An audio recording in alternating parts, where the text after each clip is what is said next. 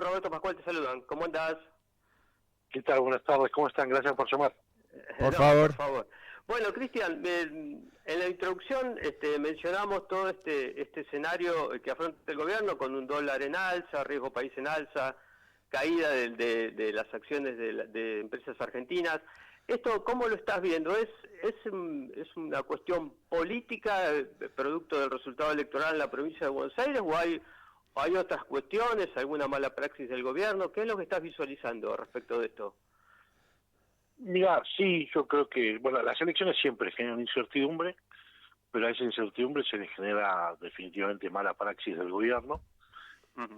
Creo que ellos minimizaron o creyeron que iban a poder manejar la situación, iban a llegar con mayores márgenes a la elección de octubre, y creo que las cosas se les precipitaron, básicamente. El gobierno estuvo tomando durante mucho tiempo medidas para artificialmente mantener al dólar lo más bajo posible. Y acá quiero hacer una aclaración. Una cosa es tener un dólar bajo producto de que están entrando genuinamente capitales, o que de repente al agro le va muy bien y generamos muchas divisas, y otra cosa es tener un dólar bajo porque nos endeudamos para tener dólares y vender esos dólares para mantenerlos bajos, o utilizamos impuestos, porque de hecho estamos también hasta vendiendo dólares de la tesorería que compró con nuestros impuestos para mantener el dólar bajo. Digamos, una cosa que sea bajo porque naturalmente las condiciones dan para que sea bajo, y otra cosa es que lo estén pisando. Claro. Y era lo que estaba pasando. Lo que pasa es que se les están acabando las herramientas al gobierno para pisarlo. Una forma de pisarlo era tomando préstamos en pesos, pero se les fue las tasas a un nivel insólitamente alto que ya estaba afectando muchísimo la economía. Esto lo reconoció el propio ministro de Economía hace unos días, con lo cual empezaron a relajar por ese lado. Cuando empezaron a relajar por ese lado, muchos fueron al dólar. Y ahora lo que estamos viendo es una etapa donde el ajuste quizás no sea por precio, por tasa, sino por cantidad. Ahora lo que vemos es al gobierno vendiendo. Entonces tuvimos el escenario de ayer en donde por primera vez el Banco Central directamente y abiertamente sale a vender dólares de sus reservas. Claro, el problema es que parte de las reservas que tiene el Central es un préstamo que pidió el Tesoro, con lo cual están vendiendo dólares, llamémoslos, no genuinos, sino que son dólares prestados que en algún momento le vamos a tener que volver al Fondo Monetario. Entonces, lo que vendemos hoy tenemos que saber que lo vamos a tener que volver a comprar en algún momento para devolverlo, más los intereses. Claro. Ahora, Cristian, ¿tiene algún sentido ya a esta altura mantener ese techo de la banda? Porque, bueno, Caputo dice que la idea, el plan no se mueve, tenemos que mantener ese techo en 1.400 y pico, 1.500, no sé cuánto está ahora, más o menos. ¿Tiene algún sentido seguir quemando reservas en este contexto? A ver, el problema no es que estás quemando reservas, el problema es que estás quemando credibilidad.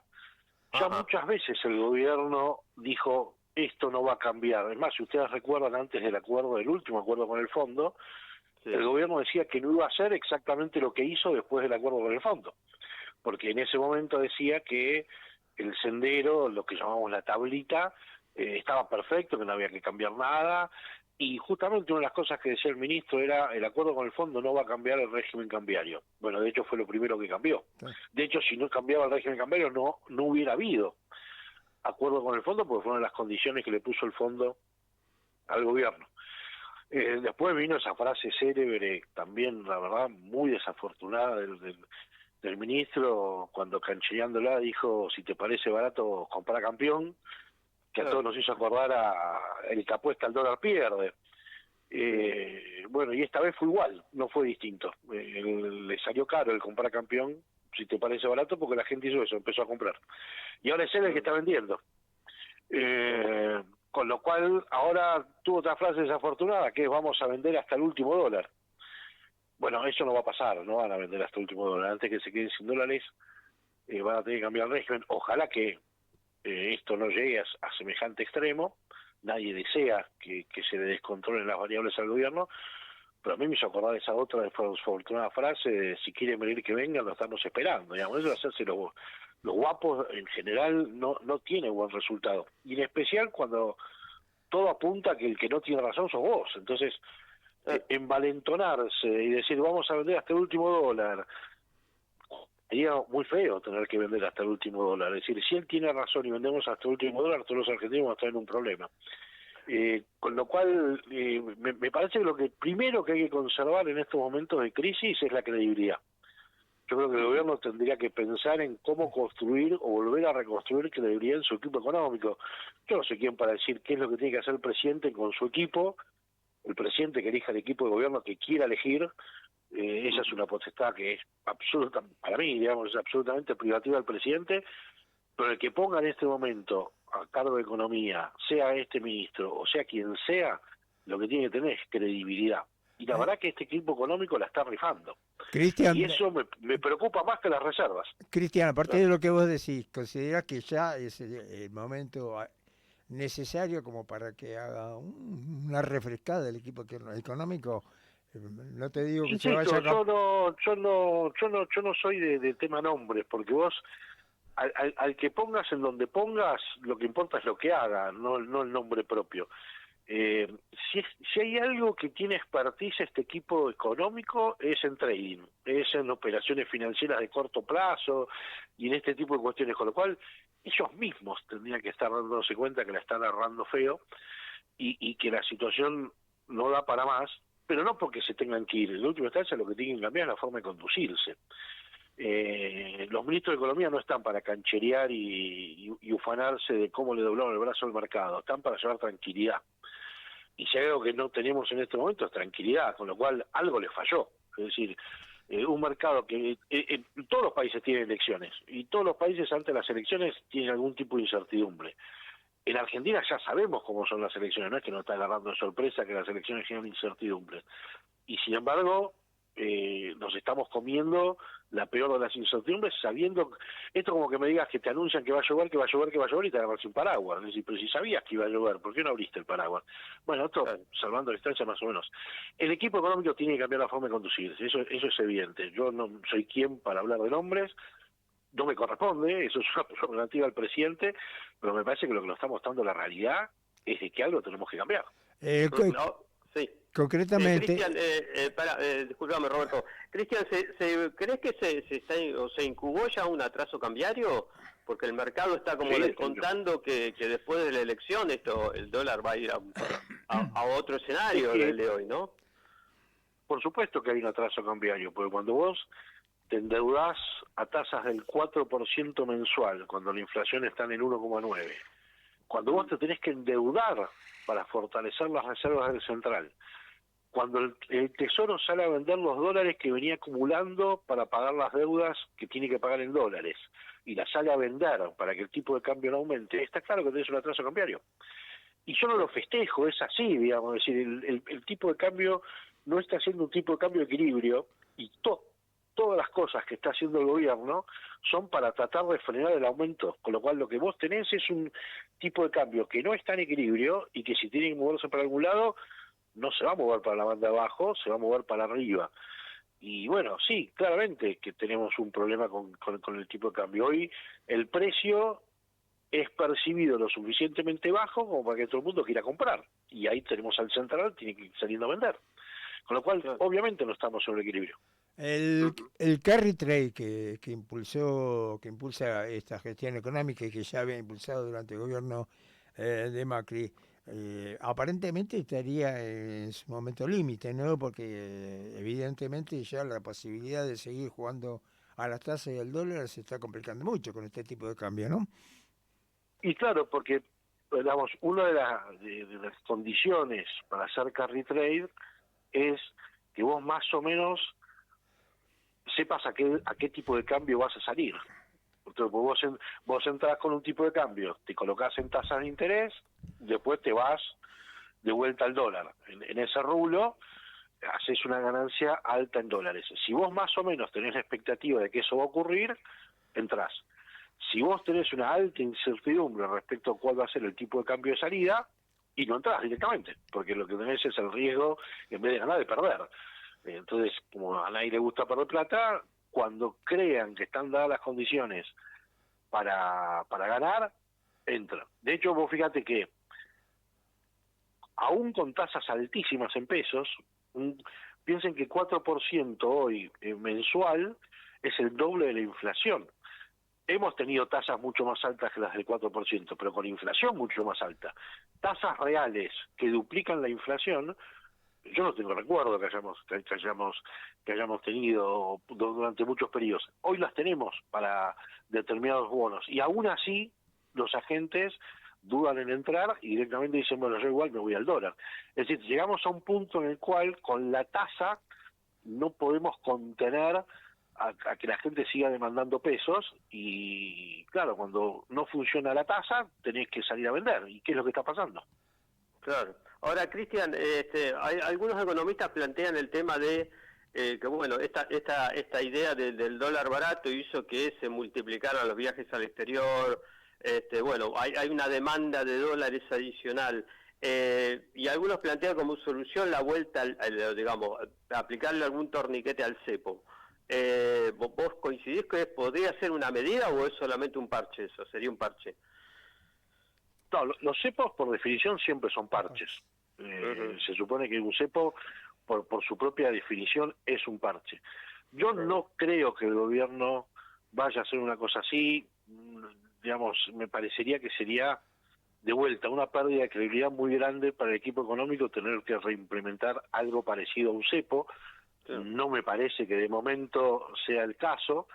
Creo que sería menos dañino. Vos a veces en economía tenemos el problema que los economistas estamos seteados profesionalmente para elegir entre las opciones que tenemos, y muchas veces todas las opciones son malas. A lo mejor no tenés una buena opción, tenés que elegir entre la menos mala. En este momento, poner que las dos opciones, lo voy a simplificar, poner que las opciones fueran liberar más el tipo de cambio, con lo cual, digamos, dejaría correr el dólar para arriba el gobierno, o implantar un cepo. La verdad que hoy, con las condiciones en que está la economía argentina, de las dos opciones, la menos mala sería dejar que suba un poco el dólar, antes que establecer un cepo. Porque si este gobierno empieza a recorrer el camino del cepo, de vuelta, puede que proteja algunas divisas, puede que proteja algo las reservas, pero quema credibilidad. Con lo cual, lo que vos estás quemando es la confianza que vos vas a generar para que te vuelvan a crear mañana.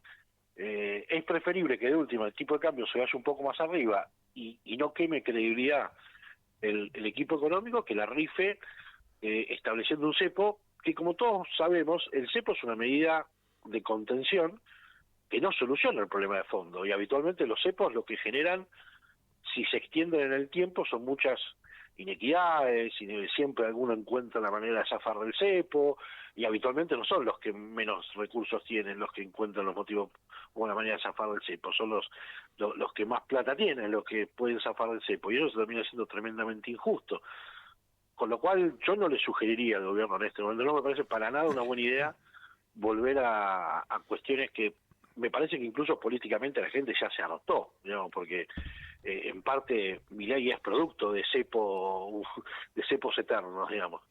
Claro. Ahora, Cristian, supongamos que liberaran el tipo de cambio o la banda superior que ya está siendo superada, bueno, dejara de existir. Ahora, el tema que atacaría el otro pilar que sobre el que se asienta el gobierno, que es el tema de inflación, porque uno tiende a suponer que esa disparadita del dólar va a generar algún impacto en los precios. ¿Cómo ves ese escenario? Hay como una encerrona ahí para el gobierno, ¿no? ¿En algún punto? No es que hay una encerrona, se la creó el propio gobierno la encerrona. Ajá. Porque justamente quienes veníamos advirtiendo que no había que retrasar tanto el tipo de cambio, lo hacíamos bajo el supuesto de que habitualmente en estos procesos, como es, el gobierno trata de defender todo lo que puede, en este caso el tipo de cambio, toma medidas que son costosas, el aumento de la tasa de interés con lo que tiene que ver con el nivel de actividad y con deuda futura del gobierno, es decir, no toma medidas que son inocuas. Hemos pagado un costo muy grande por mantener el tipo de cambio bajo, y ahora nos encontramos con que capaz que habiendo pagado ese costo, igual tenemos que dejar que se devalúe el tipo de cambio.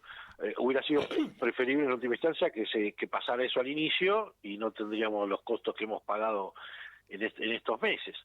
Buena parte del parate de la economía de los últimos 2 o 3 meses tiene que ver con la asfixia monetaria que generó el gobierno. Ellos creían que no iba a ser tan grave, pero bueno, de hecho el propio ministro hizo la autocrítica esta semana, con lo cual me exime de eso. Ellos mismos han dicho, bueno, ese apretón monetario tuvo consecuencias complicadas sobre el nivel de actividad. Y para no dejarte la pregunta sin responder, sí, evidentemente si el tipo de cambio aumenta, algún traslado a precios va a haber. La ventaja que tiene el gobierno en este momento es que como no está emitiendo moneda para cubrir gastos públicos, no está prendiendo la maquinita del central, como coloquialmente muchas veces decimos, ese aumento del tipo de cambio no va a generar tanto traslado a precios como en otras ocasiones. Va a haber traslado a precios. El gobierno quiere mostrar que tiene la inflación controlada, pero no tiene la inflación controlada porque justamente hay algunas cosas que las tiene atadas con alambre y se está notando. Entonces, a veces hay que sincerar las variables, a veces no podemos evitar las consecuencias de nuestros propios actos como país. Y a lo mejor el mal menor, y no lo digo con alegría, porque obviamente va a tener impacto, a lo mejor es sincerar la variable y decir, bueno, no podemos sostener el tipo de cambio a ese nivel y tendremos que dejar que el tipo de cambio sea un poco mayor para que encuentre su equilibrio. Esto no es la discusión de un tipo de cambio más alto para cubrir industrias ineficientes. No pasa por ahí, porque el tipo de cambio no es un tipo de cambio, insisto, que se esté formando naturalmente. Este no es un tipo de cambio que bajó porque tuvimos un aluvión de dólares producto de una cosecha extraordinaria. Este es un tipo de cambio que se mantuvo bajo porque el gobierno está gastando activos para que se mantenga bajo. Y bueno, se está quedando sin herramientas, y bueno, y se le viene el tipo de cambio, y cada vez el gobierno tiene menos herramientas, y como vos bien decías, la banda, el techo ya está, ya llegó el tipo de cambio al techo, con lo cual ahí el gobierno va a tener que pensar si sigue vendiendo dólares o flexibiliza un poco la banda. Una opción que a lo mejor puede tener el gobierno es modificar el esquema de bandas, o generar una mayor flexibilización del tipo de cambio, que lamentablemente no va a ser gratis. Si acá no hay una opción en donde salgamos ilesos. Acá tenemos que elegir entre males menores, y tenemos que, como país, tendríamos que tratar de elegir el menor mal. Puestos a la disyuntiva, tenemos que elegir el menor mal. Salida fácil para Aruba, donde todos estemos contentos, no hay. Lamentablemente, de esta situación vamos a salir con algún impacto negativo. Tenemos que tratar de minimizarlo. Tengo dos preguntas, Cristian. La primera, sin duda el apoyo del Fondo Monetario estuvo muy vinculado al respaldo de Washington, de la Casa Blanca, al gobierno de Milei, en el sentido de que fue artífice de los 12.000 millones de dólares que llegaron del fondo. Pero ahora hay los principales bancos de inversión, por ejemplo, el Barclays, el Morgan Stanley y el JP Morgan, están poniendo en tela de juicio precisamente la política cambiaria y dice que esto así no funciona. ¿Cómo ves que van a evolucionar esos dos aspectos? ¿Va a seguir el apoyo de Washington? ¿Va a ser suficiente? ¿Va a haber un préstamo del Tesoro, como se dijo? No, bueno, eso de lo del préstamo del Tesoro me parece que es más una versión que se ha tirado a andar que algo certero. Sí es cierto que el gobierno necesita mostrar algún tipo de respaldo. De hecho, no son inocentes las declaraciones, creo que fue el día de ayer, del ministro de Economía, donde dice que están trabajando en algún esquema para conseguir apoyos. Yo no tengo la menor idea si ese apoyo proviene del gobierno de los Estados Unidos. Sí es un hecho, y esto es explícito, el gobierno de Estados Unidos está apoyando al gobierno de Milei, hasta te diría que pasándose un poco de la raya, porque el otro día el embajador que acaba de ser ratificado dijo hay que votar a Milei, y decir hasta no solo lo apoyan, sino que hacen campaña por Milei. Y esto no lo juzgo, es lo que está pasando, digamos. Con lo cual, ¿es esperable que el gobierno de Estados Unidos lo siga apoyando a Milei? Sí, es esperable. Yo creo que en general hay un consenso que va a seguir recibiendo apoyo. Si ese apoyo se va a traducir en que directamente el Tesoro de los Estados Unidos le va a hacer un préstamo a la Argentina, eso nadie lo sabe. Yo no sé siquiera si empezaron las conversaciones para eso. Lo que sí, a través de las declaraciones del ministro de Economía de ayer podemos extrapolar, es que hasta el propio equipo económico se da cuenta de que con lo que tiene no le alcanza. Por eso está diciendo que están empezando a hablar con alguien, no lo precisan, para tener un apoyo, porque se están dando cuenta que con las balas que tienen no les alcanza, por eso tienen que mostrar que a lo mejor hay alguien que va a venir al rescate. Si ese alguien es el gobierno de los Estados Unidos, pues será el gobierno de los Estados Unidos. Pero el gobierno está buscando claramente, lo dijo el ministro, algo más de lo que ya tiene. La segunda pregunta que tenía era, ¿cómo te parece a vos que va a impactar los recientes resultados de los vetos, contrario de los vetos en diputados y en el Senado, y el impacto de los precios, ¿no? Bueno, los vetos, impacto de los precios, no tendrían por qué tenerlo. Creo que tendrían que tener un impacto en la política, digamos, es decir, este presidente es un presidente que cuando quiso construir mayorías parlamentarias, las construyó. Al principio de su mandato logró poner las cabezas tanto en diputados como en el Senado, y en el Senado ganó votaciones mostrando mayoría. Cuando quiso negociar la ley de bases y sacar una ley que tuviera consensos, lo hizo y lo sacó. Cada vez que el gobierno quiso consensuar algo, lo pudo consensuar. Los vetos que vimos estos días es justamente porque el gobierno quiso gobernar a base de vetos y no de votos. Entonces quiso darle la espalda a un Congreso, que no nos tenemos que olvidar que en el Congreso, los que están sentados en el Congreso tienen exactamente la misma legitimidad que Milei. A los legisladores que están en el Congreso no los votaron ciudadanos polacos, los votaron los mismos ciudadanos argentinos que lo votaron a él. Y ayer hubo un tema muy importante en el Senado, que era el tema del veto a la ley sobre ATN, en donde 24 jurisdicciones se unieron para decirle al presidente que no puede seguir quedándose con los ATN de la provincia. En Argentina hay 23 provincias y una jurisdicción independiente que excava. El 100% del territorio de la República Argentina se puso de acuerdo para decirle al presidente: los ATN son de las provincias, no te lo puedes manotear vos. El año pasado, del total de ATNs, se repartieron 7% a las provincias nada más. El 93% de los fondos de ATN que son de las provincias, porque son para atender emergencias financieras o de otro tipo, las provincias no son de la nación, los administra la nación, el 97% se los quedó la nación. Entonces, a mí me parece que a consecuencia de los votos en el Congreso, yo creo que fortalecimos la República, y yo creo que eso le va a generar al gobierno la necesidad de sentarse y negociar, lo cual es lo lógico que tiene que hacer un gobierno en democracia. En realidad te diría con cualquier composición del Congreso, uno nunca se puede llevar por delante puesto el Congreso, siempre es una muy mala idea. Y el gobierno simplemente lo que va a tener que hacer es sentarse a negociar, y van a salir las leyes que el gobierno quiere, si el gobierno quiere. Lo que pasa es que cuando el gobierno hizo estas cosas, por ejemplo, ¿por qué no hay presupuesto en Argentina? Porque el gobierno no quiso que hubiera presupuesto. Y todo este problema que tenemos con el Garrahan, con los discapacitados, con las universidades, no es un problema de falta de fondos, es un problema de cómo se asignan los fondos. Para darles una idea a la audiencia, el gasto total del Estado este año va a estar en el orden de los 124, 126 billones de pesos. Sí, son los 12 ceros. El adicional para el Garrahan son 150.000 millones de pesos. Es el 0,01% del gasto del Estado en un año. Obviamente eso se resuelve asignando prioridades, porque de última habrá que dejar de gastar otros 150.000 millones de pesos en otra cosa, o buscar ahorros. En 126 billones de pesos, si un gobierno no es capaz de encontrar ahorros por 0,01, bueno, estamos con un problema grave de gestión entonces. Y todas estas cosas pasan porque el gobierno nunca quiso tener presupuesto. Pensaba que administrando el presupuesto a su manera lo iba a poder hacer mejor. Y la verdad que no le resultó. Y bueno, ahí estamos con ese problema. Si el gobierno quiere, puede tener un presupuesto para el 2026. Lo puede tener con equilibrio fiscal y con acuerdo de los gobernadores. Ahora, se tiene que sentar y tiene que fijar prioridades para el gasto, porque es cierto que no se puede gastar de manera infinita, es obvio que hay una restricción presupuestaria. Ahora, bajo esa restricción presupuestaria, ¿quién define qué se gasta primero y qué se gasta último? ¿El presidente solo o el Congreso?